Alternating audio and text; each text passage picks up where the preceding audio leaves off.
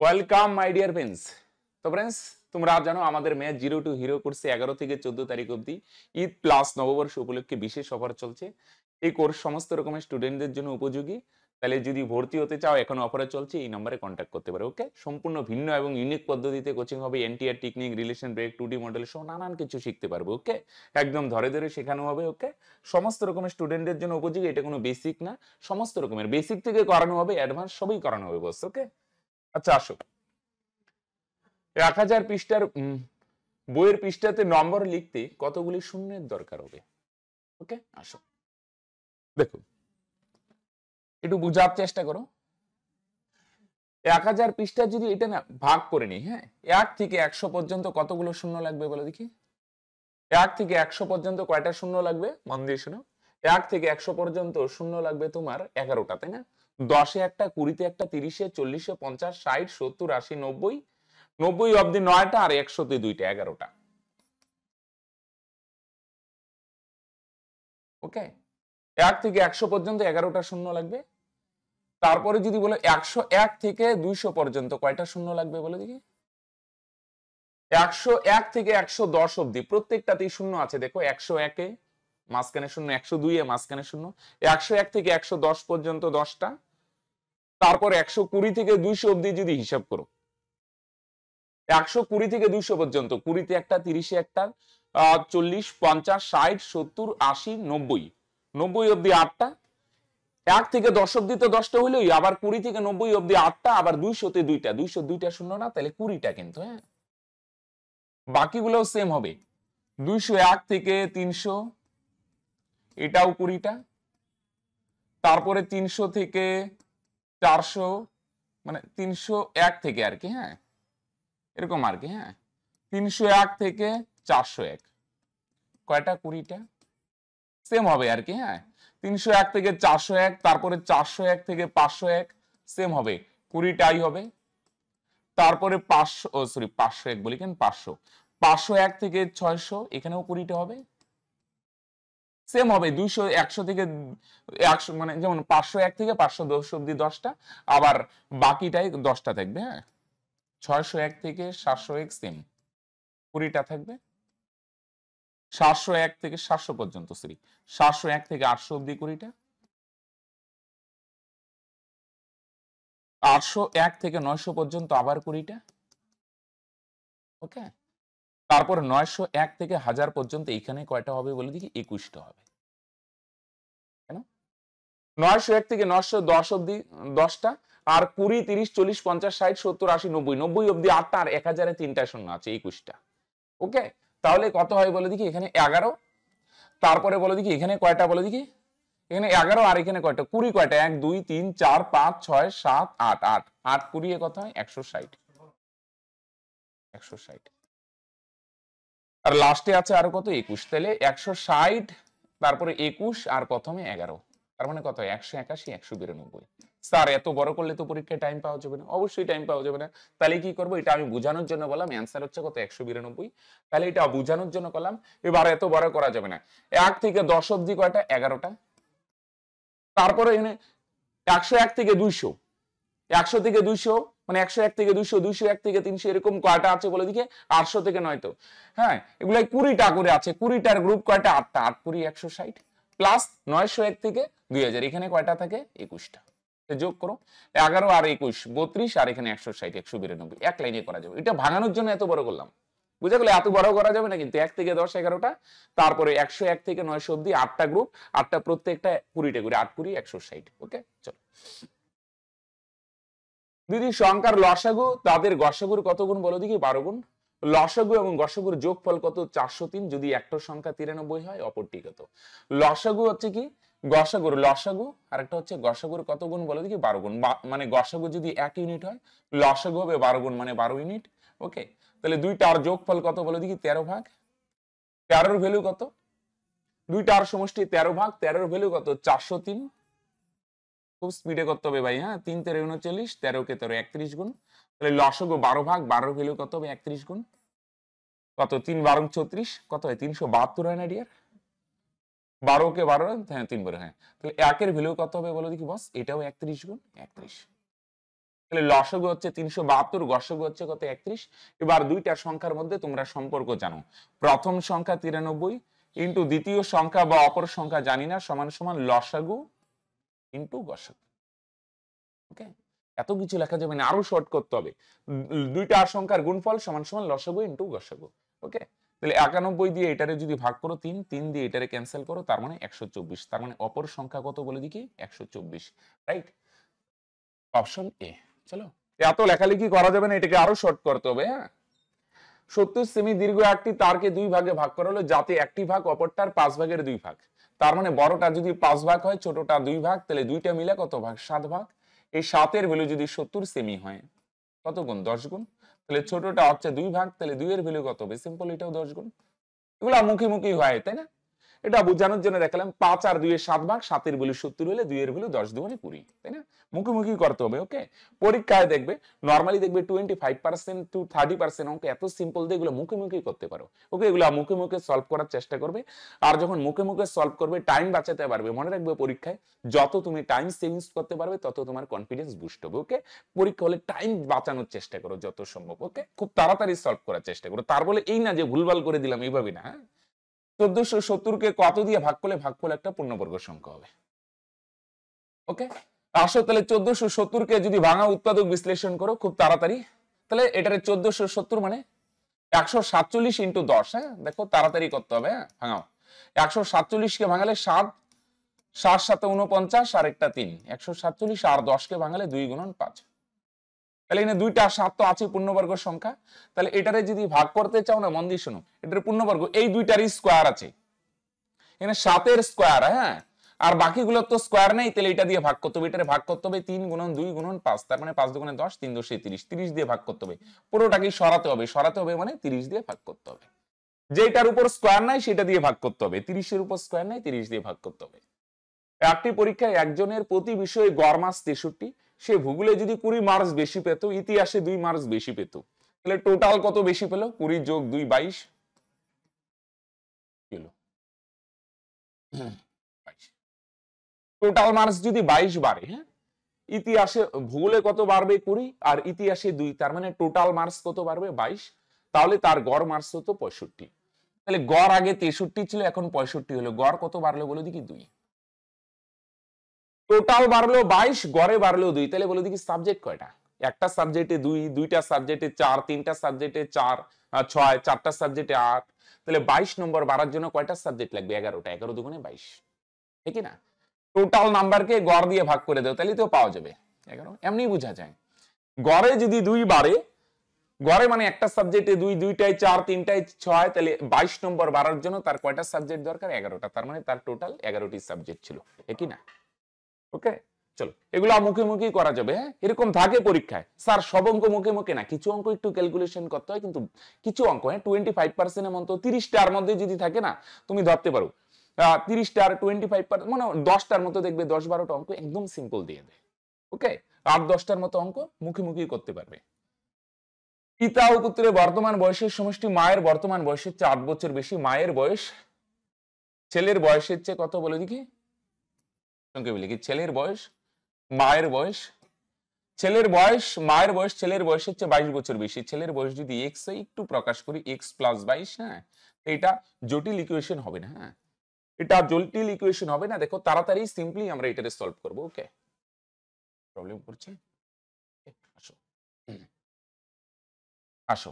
আর পিতার বয়স কত বলেনি, পিতার বয়স মনে করো কিছু একটা সিম্বল দিয়ে প্রকাশ করি, পিতার বয়সের কোনো হিন্টস নেই, মনে করো y ধরলাম y। হ্যাঁ, এবার বলছে পিতা আর পুত্রের বয়সের সমষ্টি, পিতার বয়স y প্লাস পুত্রের বয়স x, এটা বলছে মাতার বয়সের চেয়ে কয় বছর বেশি? 8 বছর বেশি। মায়ের বয়স x + 22, মায়ের বয়সের চেয়ে কয় বছর বেশি? 8 বছর বেশি, প্লাস 8, x x ক্যান্সেল, তাহলে y এর ভ্যালু কত? 30। তাহলে পিতার বর্তমান বয়স যদি 30 হয়, বলছে 4 বছর পরে পিতার বয়স কত হবে? 4 যোগ করো, তার মানে কত হবে? 34।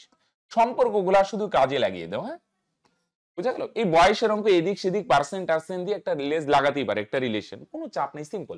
ছেলে এক্স, মা x + 22, পিতার কিছু হিন্টস নেই, ধরলাম y বা a b c কিছু একটা ধরে, পিতার ছেলের বয়সের সমষ্টি মায়ের বয়স 8 বছর বেশি, এক্স তো ক্যান্সেলই হয়, পিতার বর্তমান বয়স 30, 4 বছর পরে 34।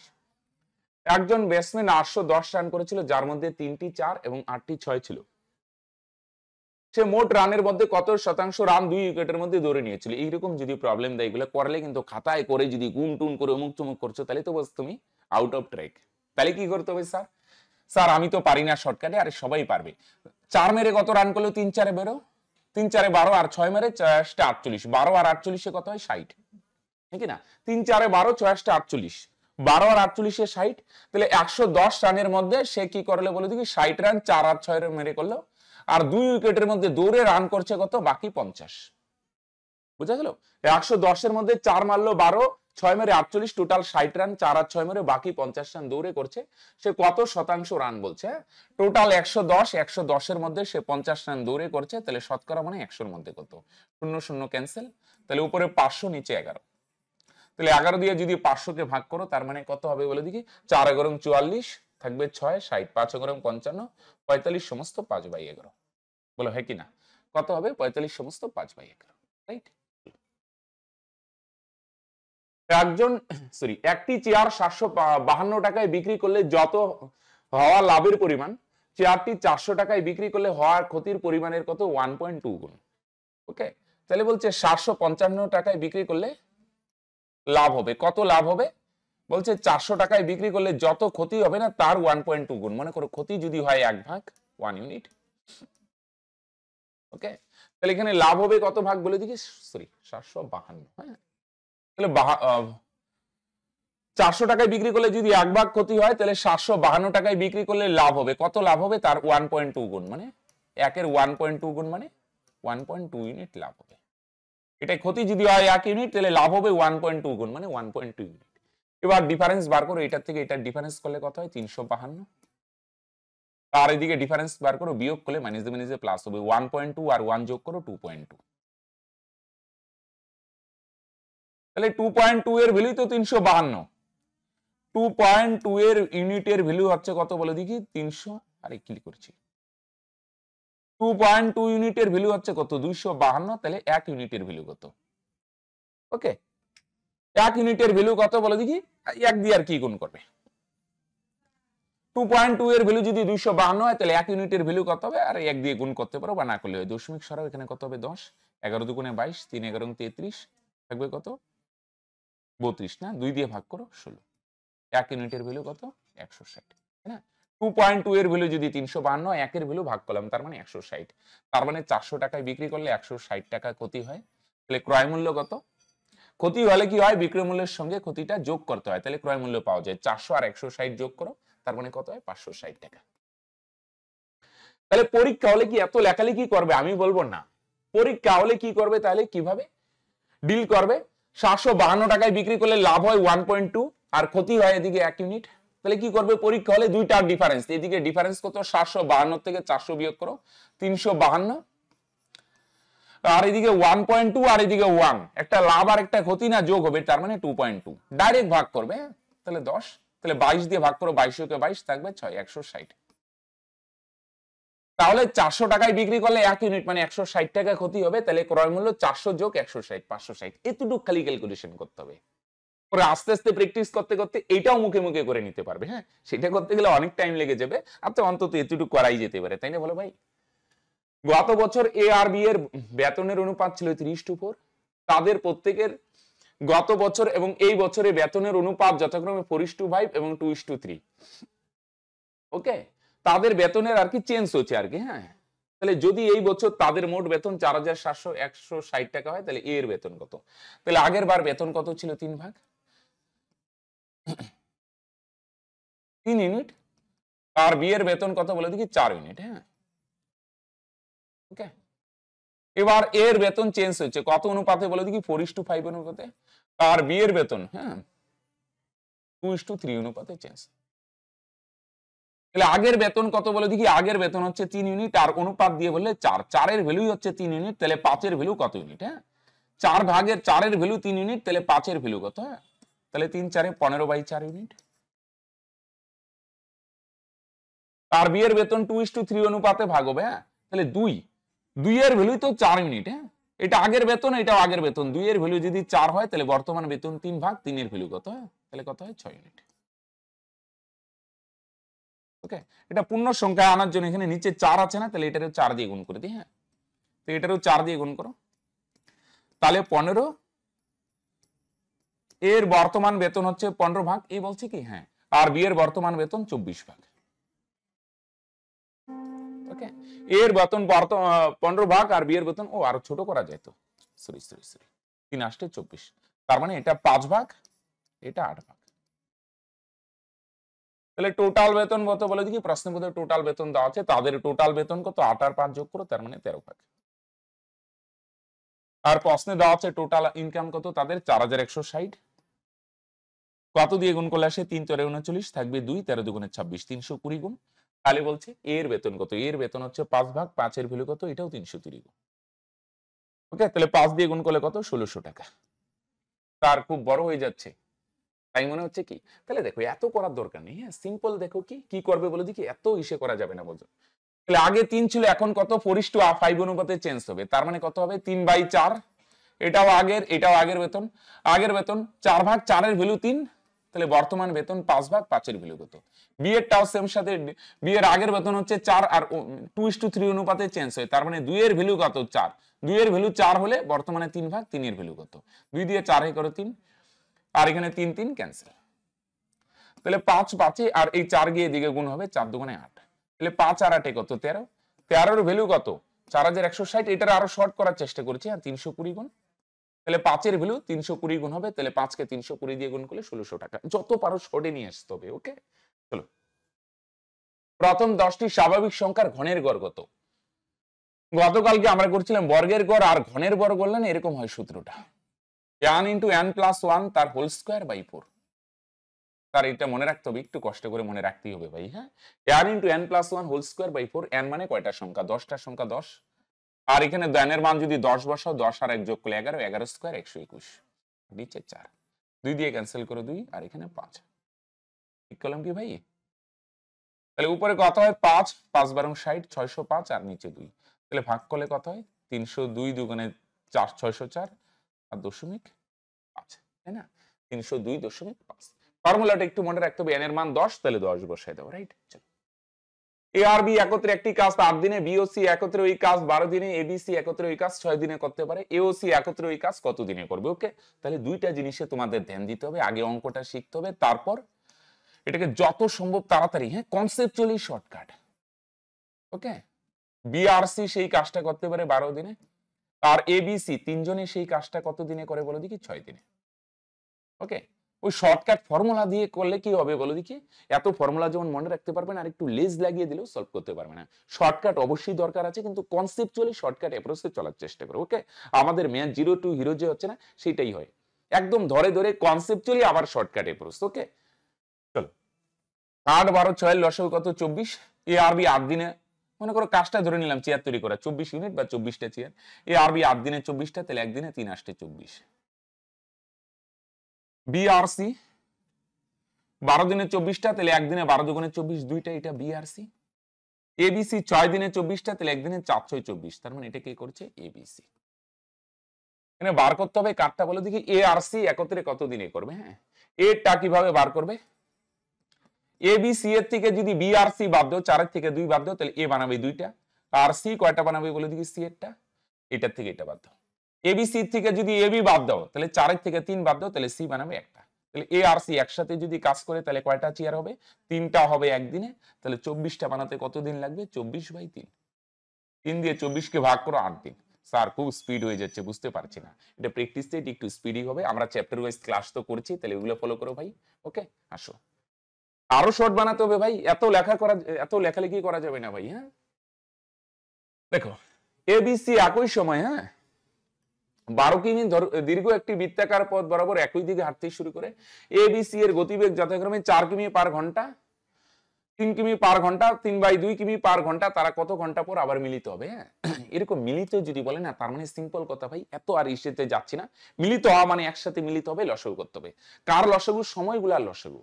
সময় বলতে কি, ওই বৃত্তাকার পথ ঘুরতে এর কত ঘন্টা লাগে, 4 কিমি বেগে যদি যায়, বৃত্তাকার পথ 12 কিমি, তাহলে 4 কিমি বেগে যদি যায়, তাহলে এই 12 কিমি ভ্রমণ করতে এর কত ঘন্টা লাগবে, 4 দিয়ে 12 কে ভাগ করো, তার মানে 3 ঘন্টা, এটা এর সময়।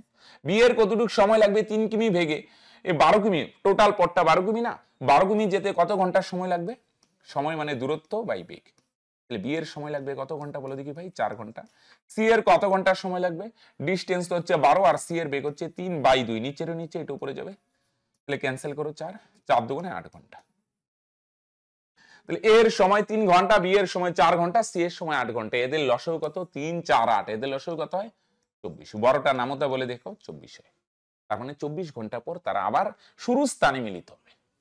ওকে, শুরু স্থানে মিলিত হবে কত ঘন্টা পরে বলে দেখি? সময়গুলা লসাগু। এরকম যখন মিলিত বলবেন এত চাপ নিতে যাবে না, টাইম বার করবে, টোটালটা ঘুরতে কতটুকু টাইম লাগে, পরে এটা লসাগু। রাইট? আসো, এক ব্যক্তির ব্যয় ও সঞ্চয়ের অনুপাত 4:1, আয় 15% কমে যাওয়ায় সঞ্চয় 20% কমে গেল, বর্তমানে তার ব্যয় শতকরা কত বৃদ্ধি বা হ্রাস পেল? তাড়াতাড়ি করতে হবে বস। আয়, ব্যয়, আরেকটা হচ্ছে সঞ্চয়। তাহলে ব্যয় যদি 4 ভাগ হয়, সঞ্চয় করে 1 ভাগ, তাহলে আয় কত? দুইটা যোগ করলে পাওয়া যাবে 5 ভাগ। পার্সেন্ট আছে তো দুটো শূন্য নিয়ে নাও, 400 400। 5 ভাগ 500, 4 ভাগ 400, 1 ভাগ 100 ধরে নিলাম। পার্সেন্ট আছে, সুবিধা হবে ডিল করতে। আয় 15% কমে যায়, তাহলে 500 15% কত হয়? 75। 15% মানে 3/20। রাইট? তার মানে 3 25 75। ওকে, বা এমনও করা যায় 500 15%, দুইটা শূন্য বাদ দিয়ে দাও, 5 15 75। 75 যদি কমে তার মানে কত হবে? 500 থেকে 75 বাদ দাও, 425 টাকা। আর কি হবে বলে দেখি? সঞ্চয় 20% কমবে, 20%। তাহলে 20% মানে 100 20% মানে 1/5, তার মানে 20। তাহলে 20 ভাগ কমলে, এই এত করার কি দরকার, এটা তো ডাইরেক্ট হয়। 100 আছে, 100 20% মানে 20 ভাগ কমবে, তার মানে কত হবে? 80। তাহলে এখন ইনকাম করে 425 টাকা, তার মধ্যে 80 টাকা সেভিংস করে, বাকি টাকা কোথায় যায়? 425 থেকে যদি 80 মাইনাস করে, তাহলে বাকি টাকা খরচ করে কত হয়? 5 42 থেকে 8 গেলে 34, 345 টাকা খরচ করে, তাই না? 425 টাকার মধ্যে 80 টাকা সঞ্চয়, বাকি 345 টাকা খরচ করে। আগে খরচ করতো 400 টাকা, এখন খরচ করে 345, তাহলে কত টাকা খরচ কমালো? 55 টাকা। তাহলে এটা শতকরায় যদি আনো, 400-র মধ্যে কত কমলো? 55। শতকরা মানে 100-র মধ্যে কত কমবে? রাইট? তাহলে বলবে 2 শূন্য 2 শূন্য ভোগে 4 দিয়ে ভাগ করো, 4 তেরং 52, 13 সমস্ত 3/4%। ওকে, আসো 14। একটি বর্গক্ষেত্র এবং একটি আয়তক্ষেত্রের পরিসীমার সমান। বর্গক্ষেত্রে বাহু 60, তাহলে আয়তক্ষেত্রের দৈর্ঘ্য এত হলে আয়তক্ষেত্রের ক্ষেত্রফল কত হয়? খেয়াল করো, বর্গক্ষেত্রে বাহু যদি 60 হয় না, তাহলে বর্গক্ষেত্রের পরিসীমা 4 গুণন 60, তার মানে কত হবে? 240 সমান সমান আয়তক্ষেত্রের পরিসীমা দুইটা সমান না? আয়তক্ষেত্রের পরিসীমা দৈর্ঘ্য কত? 2 ইন্টু দৈর্ঘ্য হচ্ছে 70 প্লাস প্রস্থ আমরা জানি না, তাই না? 2 দিয়ে ক্যান্সেল করো, কত? 120। 70 এই পারে আইসা মাইনাস হবে, তার মানে প্রস্থ কত হবে? 120 থেকে 70 গেলে 50। বুঝা গেল? এটাও পরিসীমা, এটাও পরিসীমা, দুই পরিসীমা সমান করলাম, তাহলে প্রস্থ 50 হবে। তাহলে দৈর্ঘ্য 70 প্রস্থ 50, তাহলে ক্ষেত্রফল কত হবে? দৈর্ঘ্য ইন্টু প্রস্থ, তাহলে গুণ করলে কত হবে বলে দেখি ভাই?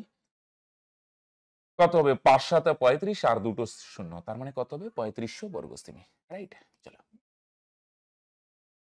দুটি বৃত্তের পরিধি 132, আরেকটা হচ্ছে কত বলে দেখি? 176 মিটার বৃত্তের, তাদের ক্ষেত্রফলের ডিফারেন্স কত? তাহলে পরিধি 132 না, তাহলে পরিধির সূত্র 2πr। তাহলে 2 ইন্টু পায়ের মান কত? 22/7 ইন্টু আর সমান সমান 132। তাহলে 22 দুগুণে 44, 44 দিয়ে একবারে ভাগ করে 3, তাহলে আর এর ভ্যালু কত? 21। আর এটার ক্ষেত্রফল 2 ইন্টু পায়ের মান 22/7 ইন্টু আর, এটা পরিধি, এই পরিধির ভ্যালু তো 176। তাহলে 22 দুগুণে 44, 44 দিয়ে একবারে ভাগ করো 4, তাহলে আর এর ভ্যালু কত হবে? 4 আর 7 গুণ করে 4 7 28। ওকে, তাহলে প্রথমটার 21 আর পরেরটার কত বলে দেখি? ক্ষেত্রফল কত? 28। এবার বলছে এদের ক্ষেত্রফলের ডিফারেন্স, ক্ষেত্রফলের ডিফারেন্স পাই 28 স্কয়ার মাইনাস পাই 21 স্কয়ার। আর ক্ষেত্রফলের সূত্র কি? পাই আর স্কয়ার না? ডিফারেন্স মানে বড়টার ক্ষেত্রফল মাইনাস ছোটটার ক্ষেত্রফল। পাই কমন নাও, পাই এর মান 22/7, তাহলে কি থাকবে? 28 স্কয়ার মাইনাস 21 স্কয়ার। এ স্কয়ার মাইনাস বি স্কয়ারের সূত্র দাও, এ প্লাস বি 28 আর 21 যোগ করো 49 ইন্টু এ মাইনাস বি 28 আর 21 বিয়োগ করো 7, 7 7 ক্যান্সেল, তাহলে 22 দিয়ে 49 কে গুণ করলে 9 22 198 এর 8 থাকবে 19, 4 22 88 আর 19 কত হয়? 107, তাই না? তাহলে 1078 বর্গ সেমি। ওকে, আর এগুলো কিছু বুঝতে পারছি না অমুক তমুক, তাহলে আমি বলবো তোমাদের জন্য best option math 0 two hero course. এখানে কি এত স্পিডে হয় না, একদম ধরে ধরে সমস্ত রকমের স্টুডেন্টদের জন্য উপযোগী কোর্স। হ্যাঁ, আবার বলবো তো এটা এখন তো দারুণ অফারে চলছে। ওকে, 11 থেকে 14 তারিখ পর্যন্ত কিন্তু, হ্যাঁ, লিমিটেড অফার। এক্ষুনি নিচে দেওয়া নম্বরে কন্ট্যাক্ট করে ডিটেলস কি প্রসিডিউর, কিভাবে কি ভর্তি হবে, খুবই সিম্পল প্রসেসটা জেনে নাও। ওকে, সমস্ত কিছু ধরে ধরে করানো হবে, আর এটা সব ধরনের স্টুডেন্টদের জন্য উপযোগী। ওকে, তাহলে লেট করে না, অফার কিন্তু শেষ হয়ে যাবে। ওকে, তাহলে আজকে এখানেই শেষ করছি বস, দেখা হচ্ছে নেক্সট ভিডিওতে। আর বলছি একটু ভেবে দেখো, ম্যাথ 0 টু হিরো কোর্স একবার ভেবে দেখতেই পারো। ঠিক আছে, এক্ষুনি এই নাম্বারে কন্ট্যাক্ট করে ডিটেলস প্রসিডিউরটা জেনে নাও। ওকে, বাই।